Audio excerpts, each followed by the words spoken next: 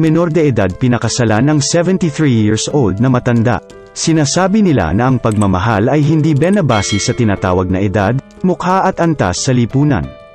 Nasa tinatawag na feelings daw ito, o ang nabubuong nararamdaman ng tao sa isa't isa. Pero bago ko ipagpatuloy ang istoryang ito ay huwag kalimutang mag-subscribe sa YouTube channel na ito na Timeless Trends para maging updated kayo sa mga upcoming videos.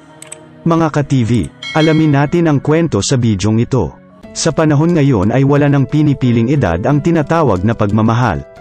Pero mayroon din tayong nahahalata, na kahit minor de edad pa ang babae o lalaki ay mature na ang pag-iisip at mga mukha nito. At mayroon din tayong napapansin na kahit matanda na ang isang lalaki at babae ay parang bata pa ito. Ngunit ibahin naman natin ang usapan. Dahil sa bansang Indonesia ay mayroong kasal na ginanap na talagang mamamangha kayo.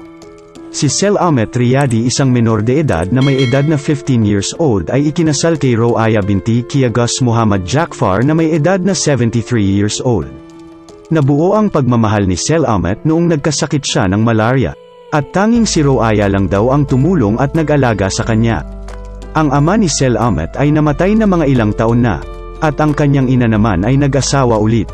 Ngunit ang kanilang kasal ay tinututulan ng leader ng kanilang village dahil minor de edad ang lalaki. Sa kanilang lugar ay 19 years old ang tamang edad o legal na edad upang magkaasawa.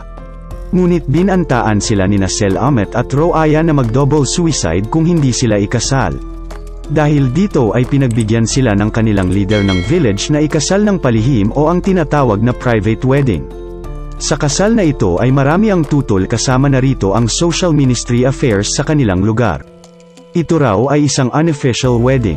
Pero ito ay isang legal na kasal para kay Selamat Riyadi at Roaya Jaafar.